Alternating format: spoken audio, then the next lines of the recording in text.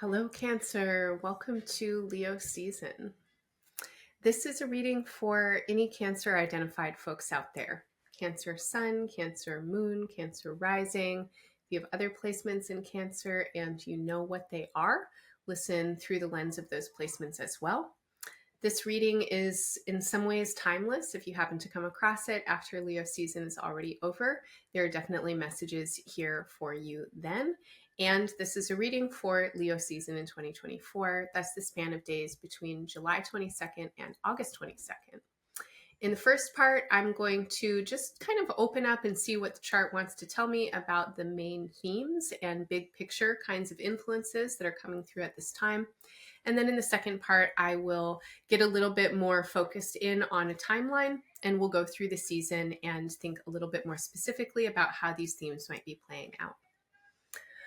All right, Cancer. So we enter into Leo season after Cancer season, and Cancer season was giving Cancer season. I don't know how you felt. I was like, okay, we're in Cancer season. Definitely lots of water in the atmosphere. I don't mean that necessarily literally, unless you may have been in one of the paths of the hurricane or atmospheric forces, but internally on an elemental level, Cancer, as part of the water elemental group, represents feeling and emotion. And I know for me that Cancer season really brought a lot of feelings forwards, and I felt that there was a lot of clarification that was happening, in part because Cancer season had 2 full moons. And so if you listened to your horoscope last season, you heard me talking about these full moons coming in at the very first and the very last degrees of Capricorn, your opposite sign.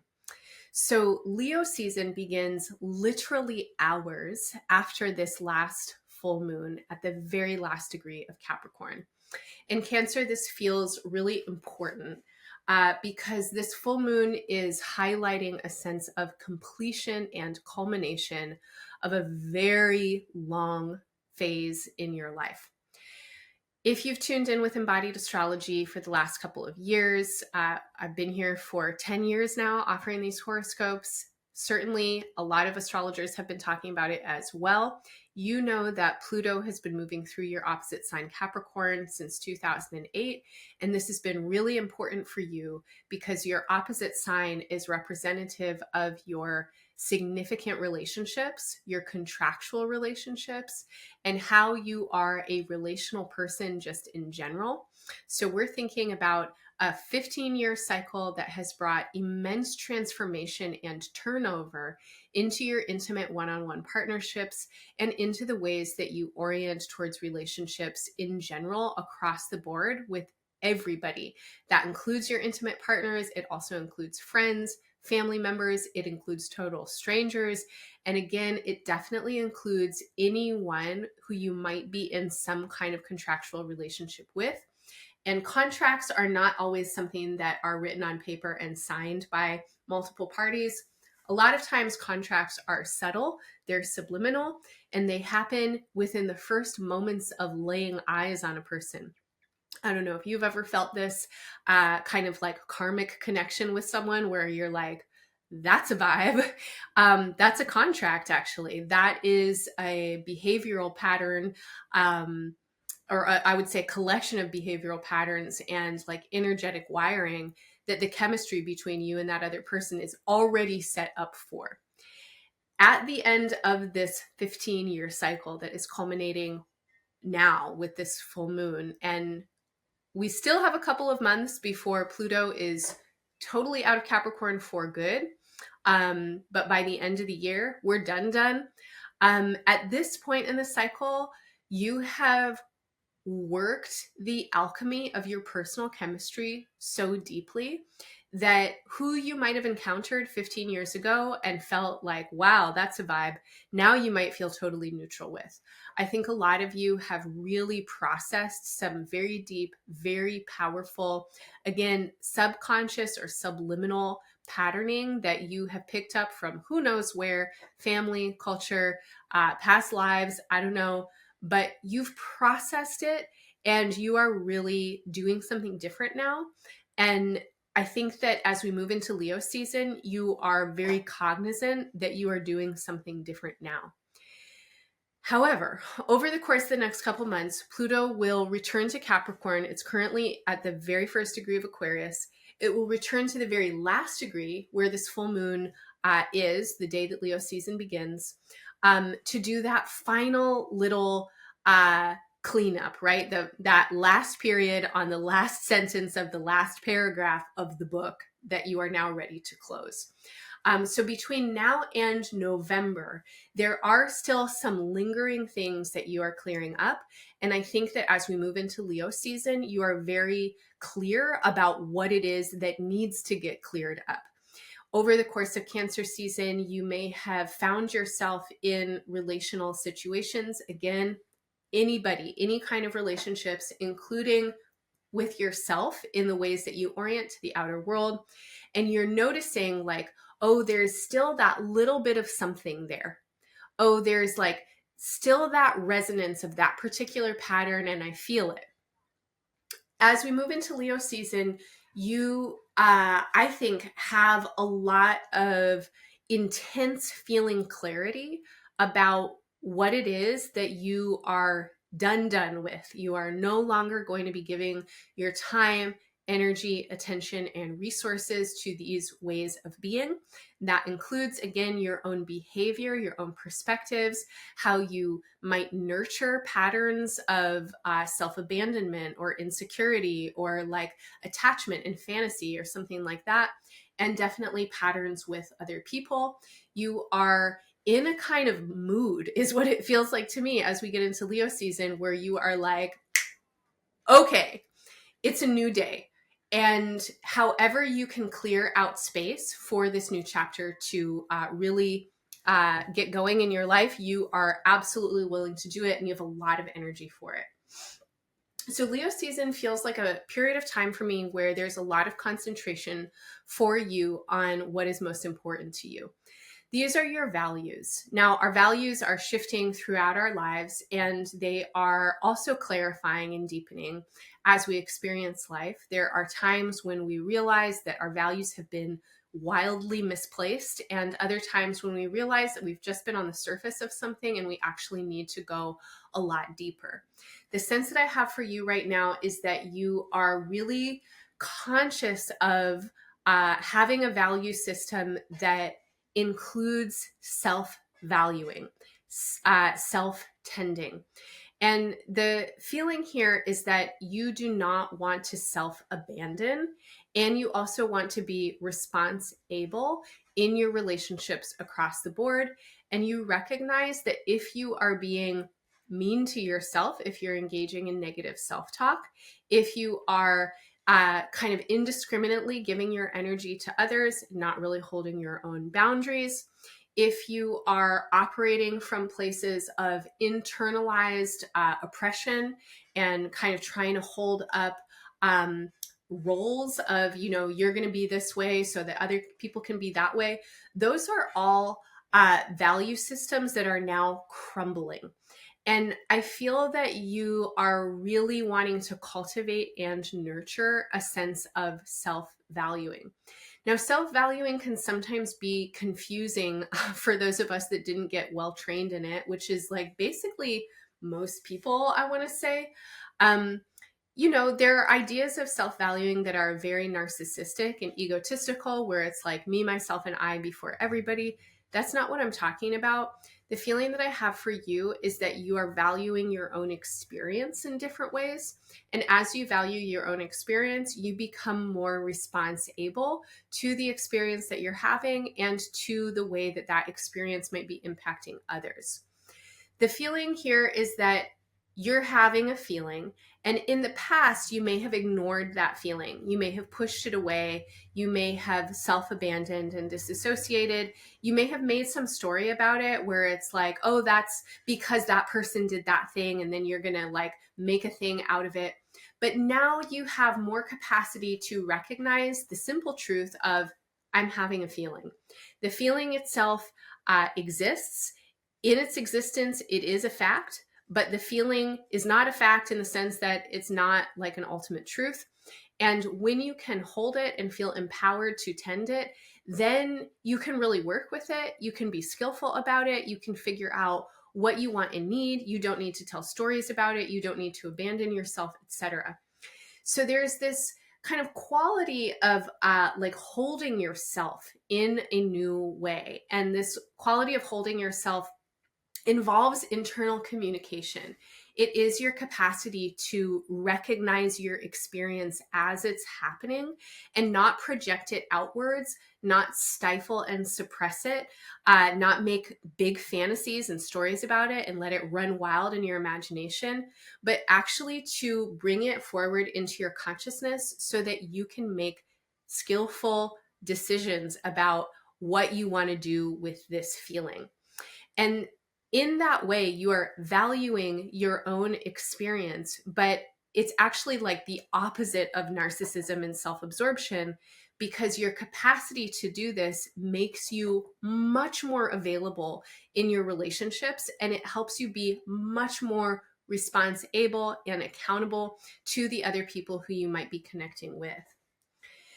A while ago, I can't remember when, it wasn't this year, I think it was the last year, in the 2023 year ahead readings. And every year I offer those. The 2024 readings, by the way, are on discount now. You can find them at the Embodied Astrology store.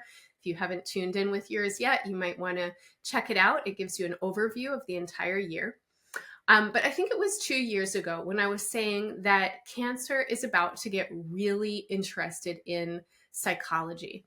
Now, Cancer already is an archetypal energy that is super skillful when it comes to the realms of relationships. A lot of you are literally psychologists or therapists of some kind. And even if you've already been interested for a long time, the level of your involvement and your capacity to perceive and be astute and work in new ways in the psychological realms are increasing. In Leo season, this interest and capacity is increasing and getting a little bit illuminated right now. I feel that a lot of you are having insight into deeper mechanisms of behavior in yourself and in others. I really want to highlight and illuminate what we might call shadow, which in of itself is kind of a contradiction, because shadow is not illuminated, right? It's in the shadows of something. But the feeling is that you can sense into that shadow. You don't only see obscuration. You are not getting caught up in fear and suspicion or anxiety about what's in there. It's like you're curious and you have a felt sense and you're engaging other faculties of perception. So even if you can't really see something very clearly, which in and of itself is a metaphor for having like a front brain experience about a thing where you can have a logical linear story about it or something like that, you can still perceive it. Your intuition is increasing. And in Leo season, your intuition is powerful. There are a lot of strong sensations and bodily intelligences that are making themselves known to you this season. I feel like a lot of you almost have X-ray vision or something. And this is part of this progression of your energy and evolution, where you are done with certain ways of being. And it's kind of like now you can see through what you used to not be able to see through. So you recognize how these ways of being are manifesting to begin with. In the past, you may have felt like, why do I always attract, this particular type of person or experience? Now you're going, oh, I see what is happening in this dynamic. I understand how I'm participating with this. I see what I'm looking for in these kinds of experiences or dynamics. I see what's happening between us that is eliciting this kind of behavior from this person or something like that. And the more insight you get, the more agency you have to make big and small adjustments in the ways that you are relating. You are wanting to invest wisely and skillfully with a lot of discernment right now. When I say invest, I definitely mean your money. If you have money to invest somewhere, invest it wisely, invest it skillfully. I'm going to just take a little digression for a moment and say that if you do have the opportunity to invest money, invest it in industries or people or businesses that are actually about a sustainable future. Don't invest it in the same old shit. Give it to people who are coming from spaces that really have solutions, that are not trying to like control others or I don't know, like ruin the planet or something like that. Digression over. I'm going to go back and say, in the places where you are investing your time, energy, attention, and affection, you want to be investing skillfully and with discernment.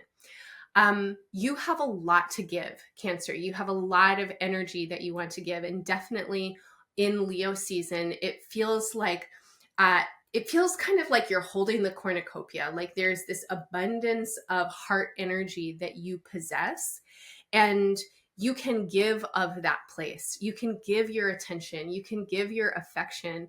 You actually have a lot of devotional energy that you want to give.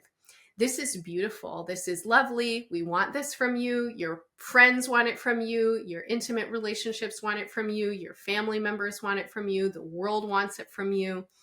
Where are you putting it and how are you moving it? The question for you right now is, where are you trying to go? What are you trying to grow? I think in the past, there may have been, I said this already, but I'll say it again a different way, certain ideas of what you're trying to do in your relationships that were not actually authentic for you. This is totally normal. I think everybody does this. I know I've done it. I do it. Literally every single person I've ever met does it too. This is like taking what people tell us and taking what society shows us and believing that it's real. Monogamy is like one of those things, you know, where there's a cultural standard around, oh, you have like one partner. Doesn't necessarily have to be that way. There are reasons to just have one partner. There are reasons to have multiple partners. Some people like it one way, some people like it another way. The reason why it's been encoded into like societal norms has more to do with property ownership than it does with personal desire or instinct. And when that gets to be like unwound and worked with, people have more agency to make their choices. So I feel like a lot of you have made choices in the past in your relationships that were not actually choices. You were kind of going along with the status quo. You were doing the thing that you thought you were supposed to be doing. You probably weren't even questioning it. You may have thought this is what you want because this is what people want, right? This is where I should be going. But things have been shifting for you. And I think that a lot of you have different ideas now about where you're trying to go, what you're trying to grow. And you're seeing the future as open in some new ways and potentially in some ways that don't guarantee any kind of outcome. So you may be letting ideas go about what you can have and what you want. There may be a sense right now of putting down some long cherished vision of something that you might be building with yourself for sure, but I'm really getting a lot of feelings about relationships in this reading. And again, definitely your investments, what you're focusing on, what you're giving resource to. Number one resource is your life energy. And things are changing right now. The future is shifting. You are not wanting the same things that you used to want. A lot of you are thinking more critically and expansively about your desires. A lot of you are wanting things that seem kind of strange, maybe, to the people around you. Maybe they would have seemed strange to you 5 or 10 years ago. You maybe never would have even believed this is something that you want. And now you're feeling like maybe that's something that you want. And in Leo season, there's some kind of motivation or impulse for you to pay attention to what these new strange desires are, or what's calling at you from the mystery, and to be more intentional as well as adaptable around how you are working towards those desires. Recognize that every investment that you make of your time, energy, attention, affection, and resources builds. So if you make repeated investments of spending your time and energy with people who are not particularly satisfying to you, that's what you're building. That's what you're investing in. If you make repeated investments in brave conversations and taking risks to do something that's maybe a little bit different than the status quo, that's what you're building. That's what you're investing in. This is a season to definitely pay attention to your investments and to invest in ways that allow you to grow out in new and different ways. Okay, so let's go through the season pretty much week by week. We're going to follow the lunar cycle, which is great for you, Cancer, as you are a lunar being. Cancer is ruled by the moon. So as I mentioned, we begin Leo season with the full moon at the very last degree of Capricorn, and then just a couple of hours later, the sun moves into Leo. The first week of Leo season, from the full moon to the fourth quarter, is a season where there is this remarkable feeling of it is not the same anymore. You are in a new situation. There are broad new horizons. You are looking at your life in some really different ways. This feels like a very expansive period of time.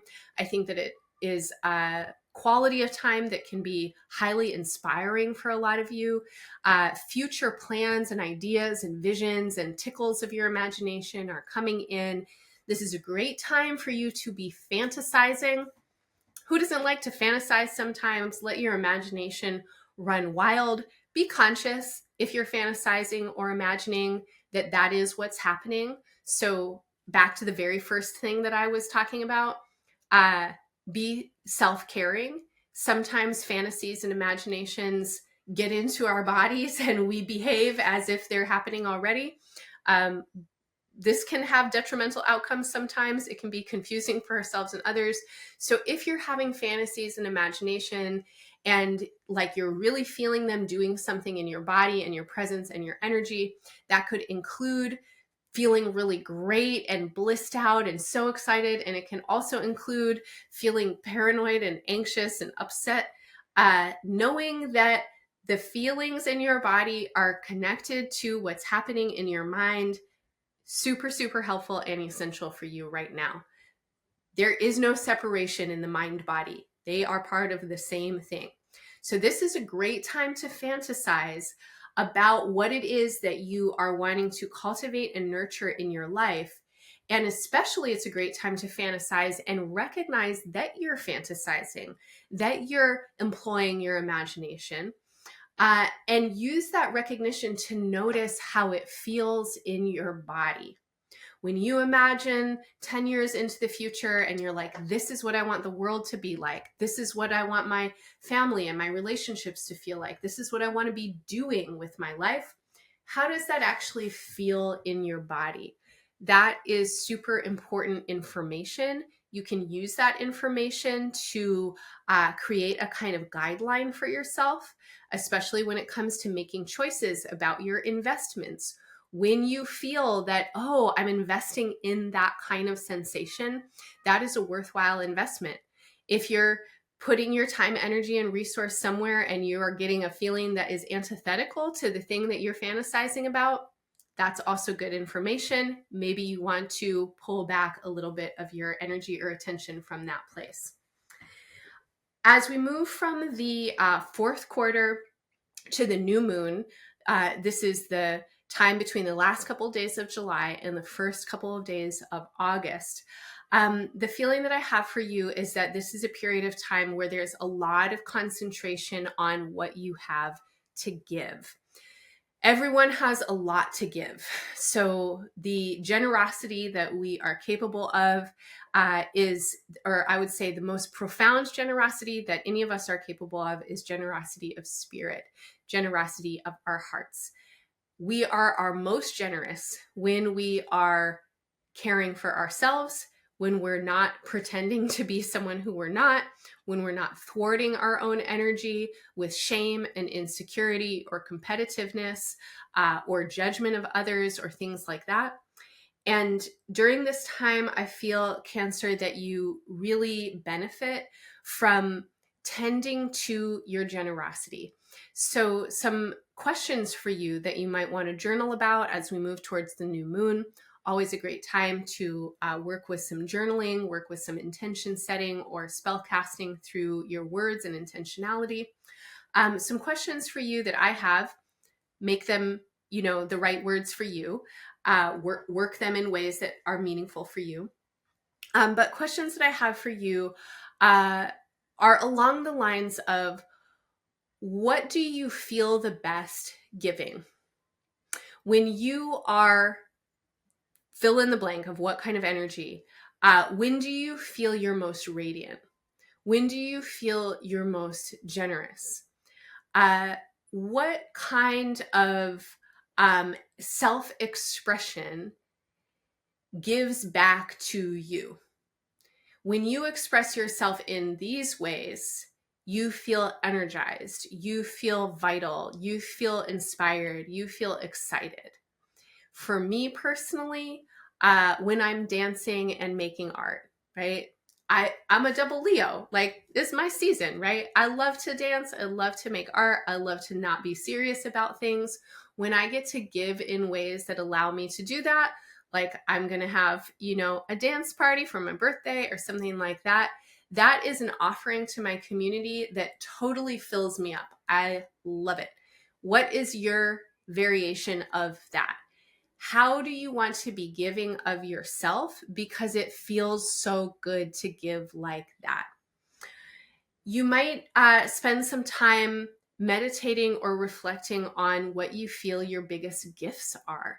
Your gifts are unique to you. They are not only talents and skills, they're also what you've learned through hardship and resilience and survival. They have to do a lot with your capacity to be with what is not always so fun to be with. You have developed in some very unique ways. How have you developed?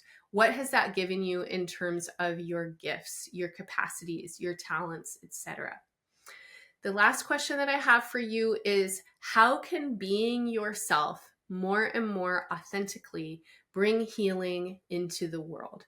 We are living at a time when so much suffering and pain resounds throughout the human experience, in large part because people are oppressed and they cannot actually exist in ways that feel good and authentic to them.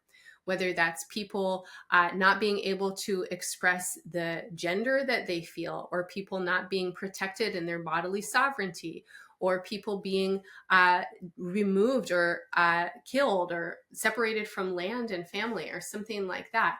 How can we nurture and support a world where individuals feel that they can be their full selves, their most radiant selves?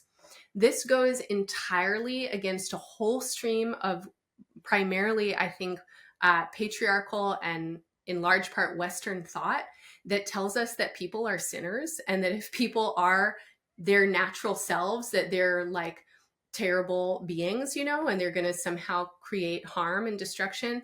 That is totally the opposite of the truth. When people are supported to really be their full selves, to take care of themselves brilliantly, when they are not mired in shame and insecurity, those are the people that are the most accountable to relationships. They are the people who are most response able. When people feel that they get to be their full selves, those are people that you want to be around, because generally they're happy, they're available, they're present, and they help you be your full self. And what's better than that?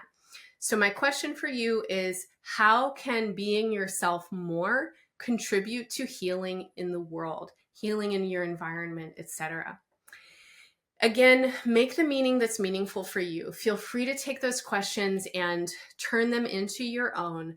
But over the course of the next 3 weeks, work with these kinds of questions and pathways of reflection. Mercury stations retrograde on the day of the new moon on August 4th, and will be stationing direct on August 28th once we've gotten into Virgo season. Mercury is stationing retrograde in Virgo and moving back into Leo. This retrograde has a lot of support for you in figuring out how to give your gifts and invest skillfully and intelligently in the ways that you, in your unique manifestation, are the most generous and abundant and supported.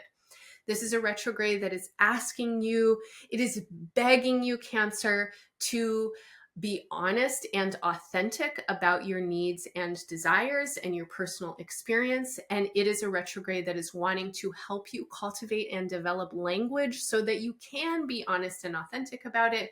And so I think there's a lot of reflection that might be happening where you are trying to kind of like refine your self-awareness and recognize where you may have been approaching your life, the world, yourself, relationships from places of misguided ideas about who you should be. And so many people have said this, but I'll say it again. For the most part, when we encounter shoulds, we are encountering shame. I can't remember who it was that said this to me, but I love them for saying it. They said, "Don't should all over yourself," right? That's that's nasty. Don't do that. Let the shoulds go. And when you find these places of, oh, I should be like that, I should have done that, there's usually some shame underneath. We want to dig under that and get to the narratives and the stories and the belief systems that have built those ideas up. And we want to tear them down so we can get some more liberated, creative, vital space coming up. From the new moon on August 4th until the first quarter square on August 12th, this is a great time for you to attend to what is most precious and important to you. Cancer, what makes you feel good? This is a time to really try and give yourself what you want and need. If you're a person who loves eating ice cream and going to the beach, can you do that? Please, at least one time on this week. This is a really, the feeling that I have for this week is that it's actually a really sweet kind of energetic space if we're not trying to do too much, especially because Mercury has just stationed retrograde and Mercury and Venus will be forming a conjunction on August 7th. There is a sensation that it's not really about moving forward and doing a lot right now.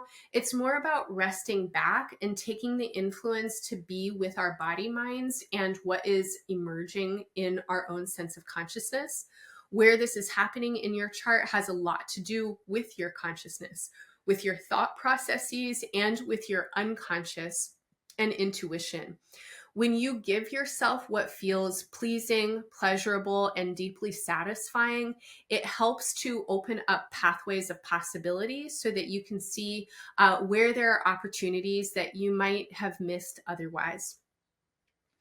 From the 12th until the end of Leo season, so the 12th through the 22nd, we are working through the full moon on August 19th. This span of 10 days is a pretty intense span of time astrologically. So please take that week before and chill out if you can. Let it be a period of pause, introspection, rest, and giving yourself what feels the most nourishing. Because from the 12th through the 22nd, a lot is happening in the atmosphere.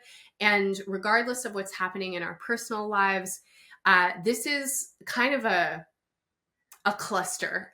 In the 2024 year ahead readings for each sign and also in the collective, I can't tell you how many times I came to this part in the year and I was like, put on your seatbelts, right? Like hold on to your butts. It's already been a pretty intense year astrologically. And from here, it is just getting going.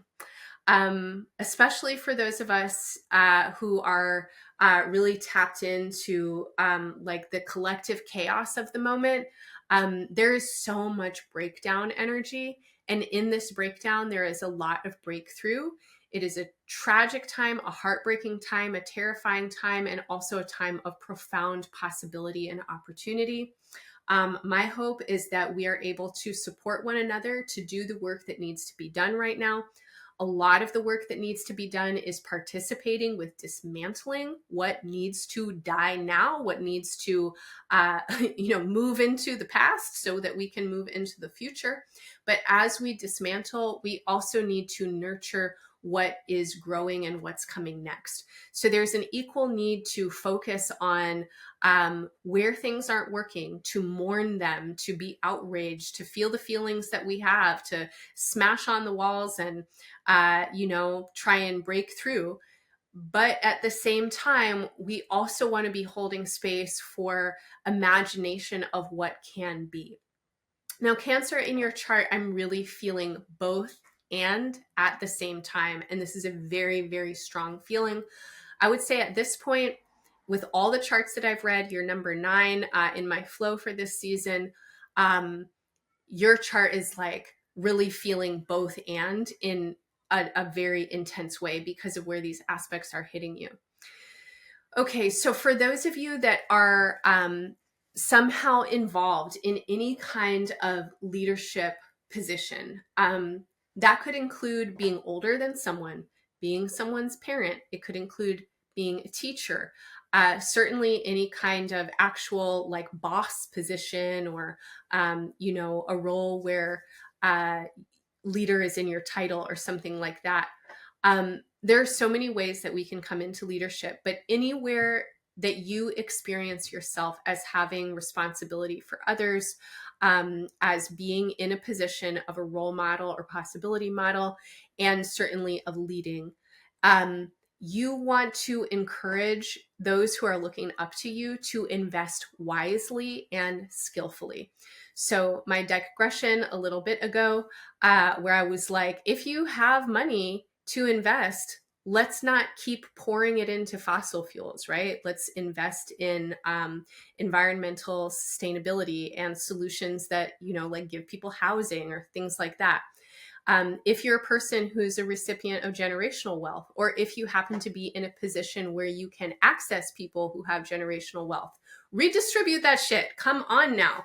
Big parts of the world are suffering. Millions, billions of people are suffering under the vast inequality of, 11% of people having significantly more than they need and 89% of people having a lot less than they need. So if you are in any kind of position where you have capacity to influence how resources are moved, this is such a big opportunity period for you to be influential in that way. I really want to encourage you to get support for this. You are not alone. You might look into the work of movement generation. There are all kinds of organizations and collectives out there who are working to redistribute wealth and to work more skillfully, intelligently, and sustainably with resources. Please, please, please involve yourself if you have any access to this in any area of your life. When it comes to other kinds of topics or realms, the feeling that I have for you is that you really need to be mobilizing right now and acting and leading and embodying in ways that hold faith for something that is coming in at this time but has not yet been realized. Some of the values that I feel are coming in at this time are values of collectivism and solidarity across difference. Cancer, I think that a lot of you really resonate with these values. Cancer as an archetypal energy knows how important it is for people to feel cared for. You understand that when people have what they need, they can be more responsible in the world. Having what they need is sometimes being witnessed, being listened to, being allowed to be their authentic selves, as well as food, housing, safety, things like that. In any position of leadership that you have, how can you contribute to the collective moment in small ways, in large ways? Honestly, it doesn't really matter. Any amount of contribution right now is what's important. You want to be holding the faith that something can happen in new and different ways. I feel that a lot of you are really aligning your spirit and action. You want to put love into action. This feeling of investing in new kinds of futures is congruent for you across the board, in new kinds of relationships across the board. It's not just in your intimate partnerships or something like that. It really reaches into a societal and collective level. Over the course of these 10 days or so, as we move towards Virgo season, I don't know what's going to be happening in the world. As I'm recording today, all kinds of things are happening. It is such a precarious moment. I think that Leo season, again, the heat is getting turned up. I imagine if you've listened to me or if you've gotten this far in your horoscope so far that you're a person who aligns on the more progressive end of the spectrum. I'm going to say that I think that there is an enormous progressive wave that's building right now. A lot of us don't know or trust that because mainstream media just tells us the same old stuff all the time. They keep flashing the same, archetypes into our eyes. They tell us that things can't change, that we only have two choices between red and blue or whatever. That is simply not true.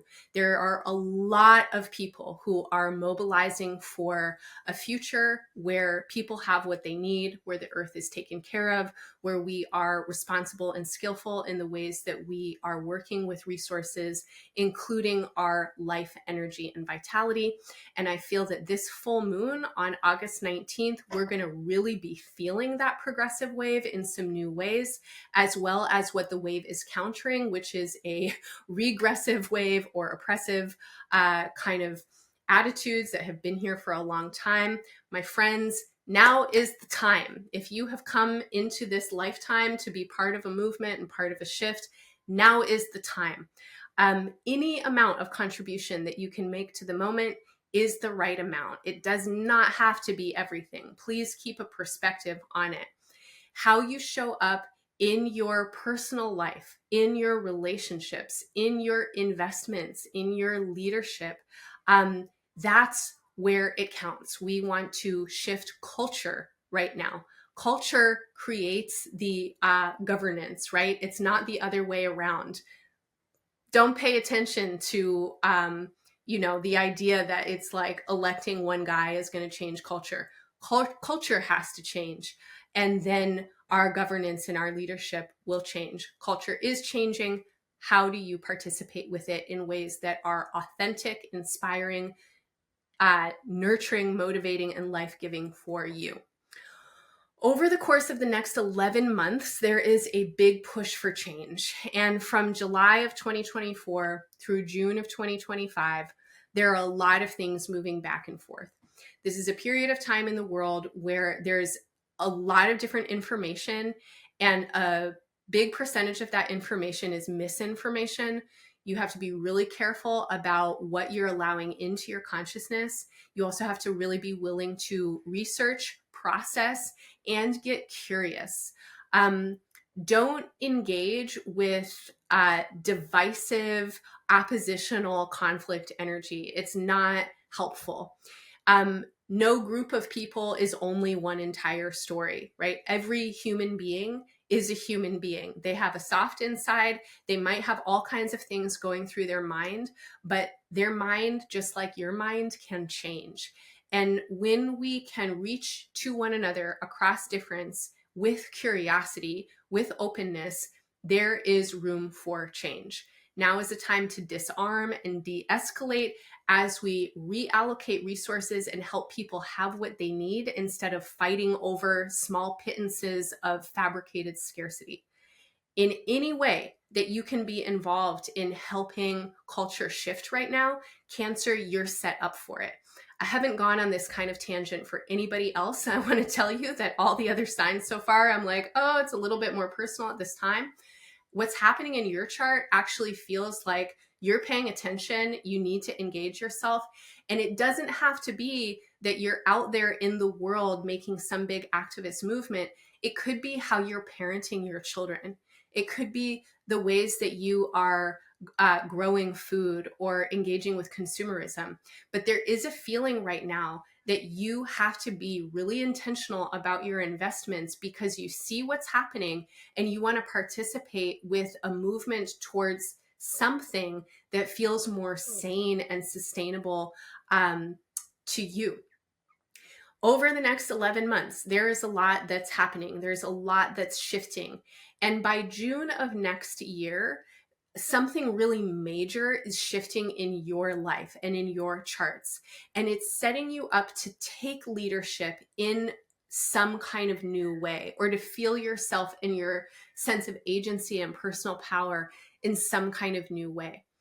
I don't know what this is going to be for you. So again, it could be small and subtle in the realm of your personal life. It could be big and out there in the world where it's like, okay, now you have like this job, this title, and a lot of people are looking at you or something like that.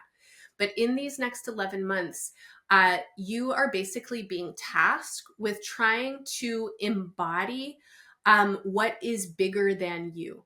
I feel like a lot of you are really tapped into something in the collective, in the consciousness, and you are integrating it in the ways that you move through the world.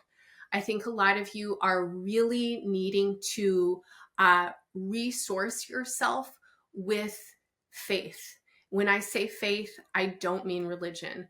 If religion gets you there, excellent. But the feeling that I have for you is faith in something bigger than you that is actually beyond your comprehension. It can't be contained in any particular ideology. It is a sentiment. It's a sense that you are part of something bigger and that there is interconnection here. And when you participate with this bigger than you, you can participate in ways that are healing and in service to collective healing. When you do this, Cancer, you increase your personal power. And over the course of the next 11 months, I think that a lot of you are feeling this call to step into some kind of power. You might be resistant of it. It might feel scary. It might feel exciting and compelling. But something is moving in you that is, and moving around you, that's setting you up on some particular path that feels like a path of increased power and agency. And by the time we get there next June, I really want you to be ready. So over the course of the next 11 months, 3 key words to keep in mind. 1, adaptability. We have to be adaptable in our intentions. We don't know what's coming. There is so much change at work. A lot of things are breaking down. We're living at a time of environmental collapse, and who knows what will result from climate change. So being adaptable in big ways when it comes to the world and the collective, also being adaptable in small ways. I talked about the importance of extending across difference. Curiosity, listening, engaging in new ways allows us to be adaptable in our mindsets, in our narratives and perspectives. Willingness to change is really important right now. We have got to let go of stuck attachments so that we can move forward. Number 2, preparation. Preparation comes with adaptability. What we are preparing for is something that we cannot yet know consciously. What we are preparing for is a sentiment. It's a vibe. So I talked about this already, but if you have a feeling of what it is that you want to be building in the future, how do you prepare for that feeling to be more integrated across the landscape of your life? Your preparation is internal and external. Some of you might be involved in community preparedness or neighborhood preparedness. You might be thinking about how do you want to respond to events that are unfolding in the world right now. That kind of preparedness is important. It's also important that you are preparing to be adaptable because you don't know how things are going to be unfolding. And if you predict in your mind right now, particularly if you're predicting around your fear-based ideas, that's what you're putting energy and intention towards. So how can we be prepared for maybe the worst possible outcomes, but also be prepared for the best possible outcomes? We want to be able to be adaptable. Preparation and adaptability go together. Finally, perspective. Perspective is super important right now and something that we all want to be cultivating. Perspective is vast and it is broad. It is the ability to see a big picture in something. I find so much support and relief in keeping a perspective of big time scales. It's like one of the reasons why I love astrology so much is because I can engage with time scales that take me hundreds of years to the past, hundreds of years to the future. And inside of that, I can have more context for what I'm experiencing in the moment because none of us are here in a vacuum. Even in our individual bodies, we're part of much bigger collective currents. And when we hold the perspective of this larger collective current, then we can actually make much more skillful and informed choices in the moment. So you might be helped also by keeping perspective of large time scales. I think a lot of you are really supported right now by spiritual and energetic perspectives, a sense that, the way that people are is not just because of something in their personality. It's not because their brain is broken or something like that. The perspective of how did we get here, right? What has been formed? What has been nurtured? How are people changing? The perspective of constant change and evolutionary growth is super supportive when we are trying to work through conflict or difference or relationships at all. Right? People are changing. How we are emerging in any given moment is because of all the causes and conditions that have brought us to this moment. And when we keep that perspective and we keep the perspective again of the longer time scale, then we can keep the perspective of spaciousness for this particular moment and what's happening inside of it. Perspective, preparation, and adaptability are keywords and themes that I'm sharing in all of the horoscopes in your chart. I also really want to encourage you to share this with others. Again, I think a lot of you are in some kind of position where people are looking up to you or where you are looking up to you. You're looking up to your own example. And the more that you embody what you are wanting to see and experience in the world, the more the world is changing around you. Okay, Cancer, please stick with me for the next couple minutes. I'm going to tell you about some of what's coming up at Embodied Astrology, and I'm going to use the opportunities to share a little bit more about your chart. Because we are astrologers, we're always working with the themes of the moment. So everything that I've talked about in your chart is something that Embodied Astrology has been preparing to support you with. Every Monday from 8 to 9:30 a.m. Pacific, you can find me on Zoom in Somatic Space. Somatic Space is a weekly offering where I tune in with the astrology of the week ahead to create a somatic score. A score is some kind of practice or process. Everything that we do is about mind, body, and energetic coherence. We work with meditation, visualization, gentle healing, and adaptive movement practices. And we do a lot of things that are fun and playful and kind of weird. There's space for conversation. There's a lot of encouragement for you to attend to your inner life. And if you don't have a space where you get to do this frequently, I just feel like everybody needs it these days. Like we need other people to hold space for us to feel and process and journey. I need that. I have my teachers in this space. I hold the space and I also receive a lot of benefit from it. Every Monday, I'm glad I did that practice and I feel that it helps me throughout the week. And over the last year and a half, a little bit more than that I've been teaching it, I can feel that this practice has really been changing me and it's been helping me so much. So if you want to come, you can drop in at any time. You can give it a try. You can also get a membership. When you get a membership, you get access to Tea Time, which is a monthly astrology conversation space. Also an awesome space to come together with community and think and feel into how astrology is happening for all of us and how we're experiencing it in our lives. The day before the new moon on August 4th, on August 3rd, I'll be joining Gabs 404 in the Nebula Lab. The Nebula Lab is a space that Embodied Astrology is hosting this year, where Gabs is exploring the relationship between Neptune as a planetary symbol and world shaping, world making particularly through visual imagery and media. Neptune as a symbol is very much related to photography, cinema, storytelling, the radio, media forms that kind of shape our imaginations and help us or influence us to shape the world. Neptune is a generational placement. Its orbit around the sun is significantly longer than a human lifespan. So when we're tuning in with Neptune in our natal charts, we're tuning in with a generational vibration as well as a access point to a kind of collective imagination.